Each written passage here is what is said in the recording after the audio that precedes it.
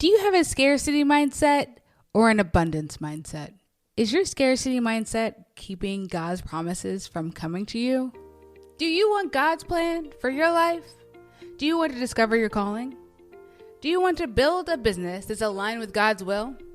Hey girl, hey! I'm Jeanette, business and faith coach. After a decade in the military, the Air Force said, see you later, and I had to find my true calling.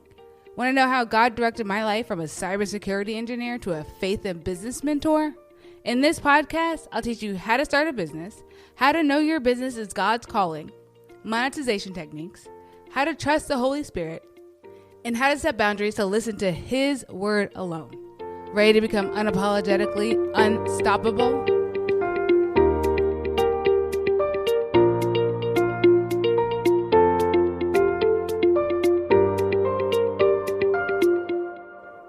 Hey girl, hey, I want to talk to you about scarcity mindset versus an abundant mindset. Now, you may have heard these terms before, but let me just go into what they actually are. A scarcity mindset is a mindset that believes there is a limit, that things are not for everybody, that there's a limited opportunity, that things are going to run out. That's what a scarcity mindset is, okay? And then an abundant mindset is there is always more. I have the money to do all the things I need to do, and it's filled with love and trust. If you have a scarcity mindset, you have the thinking, like in the Bible, where they were being freed with Moses and they were scared they were not going to have any food, and God gave them manna every single day. So He gave them food every single day so that way they could survive. They were not allowed to hoard it. It would turn into mold and maggots or something. It was disgusting. At least that's what my mind's eye is telling me. And that was a scarcity mindset, that there's not going to be enough. I have to hoard all this information. It's like the pandemic when everybody was taking toilet paper, that it was going to run out. There might not have been any in the stores, but everybody's going to wipe their booty. I mean, let's be real. It makes you think that there is nothing for you. Like you can't see what is going to happen. You're scared. You're inward thinking. You're micromanager because you have to have control over every single thing. That you have all the answers and you can't look to others for information. You're uncoachable. You're scared that if somebody gets the same information that you have, that something bad is going to happen to you, that it's unaligned for you. You're focused on the short term. You're not focused on the long term of life. You have to have control. Everything is a competition, and you have to look good to succeed. But really, that is not love. That is not what God wants from us. That is none of that. God has abundance for us always. He literally says it in the Bible. He literally says that He wants us to have an abundant life. He literally says, be devoted to one another in love, honor one another above yourselves. But that starts with you honoring and loving yourself well, and then you can love others just as well. That's what Romans 12:10 says. And then it also says in Philippians 4:12 through 13, I have learned the secret of being constant in any and every situation. Whether well-fed or hungry, whether living in plenty or in want, I can do all this through Him who gives me strength.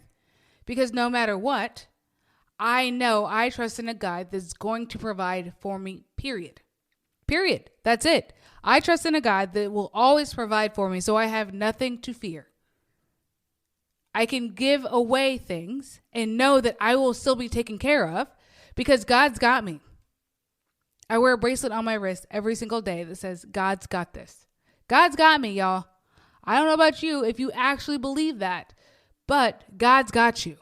God will even walk with us through the darkest valley. He will be with us, making sure that we are safe.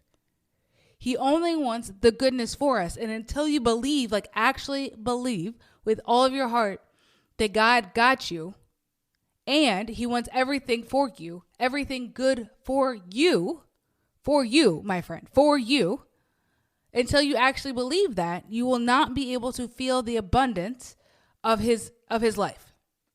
2020 was hard for a lot of people. But because me and my husband believe so firmly in every word of the Bible, we had the greatest year of our lives. We were able to give more than we had ever given before.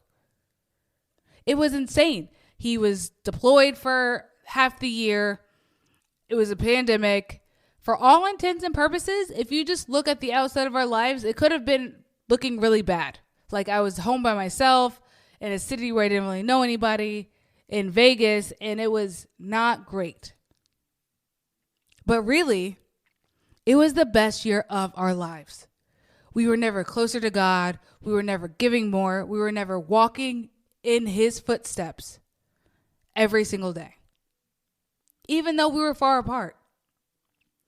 Because the spiritual and earthly information that we were getting were not matching. But you know what? We didn't care because we believed in the spiritual information. We weren't watching the news, seeing how many people were dying every day. We were believing that God was saving more lives than were dying. We were believing every single day that God was going to give us more and more and more. We were believing in the power of Jesus to be healed from the pandemic, from COVID. We didn't care if we had to take the vaccine or not. We were going to take it, but still pray Proverbs 91. Because you know what? No matter what happens on the outside of this earth that we see, the inside of our souls belongs to Jesus. The inside of our heart belongs to the one who gives life. The inside of all of us needs to be aligned with that. Because no matter what, I don't care if you give me something that's got AIDS on it and I stick it in my veins. I believe in the power of Jesus. I believe that he can heal me. If he can raise people from the dead, and I have that power. I and you have that power inside of us if we believe in it. If we believe in that power, we too can raise bodies from the dead. Do you understand that? And so why would I be afraid of a little pandemic? Why would I be afraid of a little COVID? I'm not afraid of anything because God lives in me. So guys, I want you to remember that. As you're talking about the scarcity and the abundance mindset, is that God only wants abundance for you. He only wants everlasting life for you. He only wants love for you. He loves so greatly and so powerfully that I want you to think about that every time you think, do I have enough for X, Y, and Z?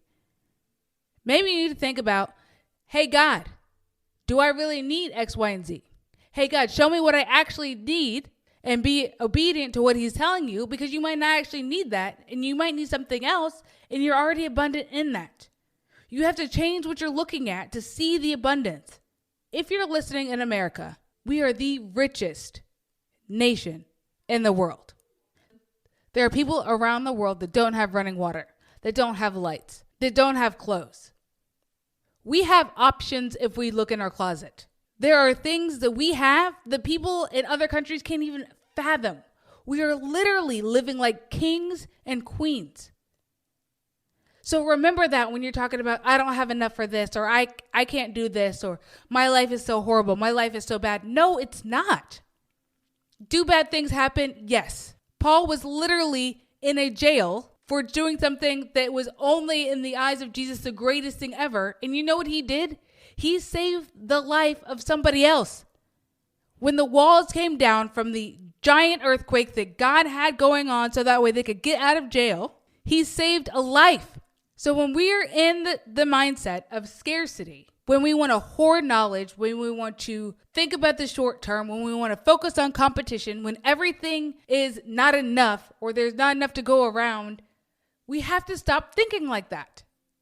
If we thought like that and we want to be like Jesus, if we have our eyes on Jesus and we want to think like Jesus did, we would not go up to some kid with a fish and some crackers and say, this is not enough. We don't have enough to feed any of these people. We're out. We can't do this.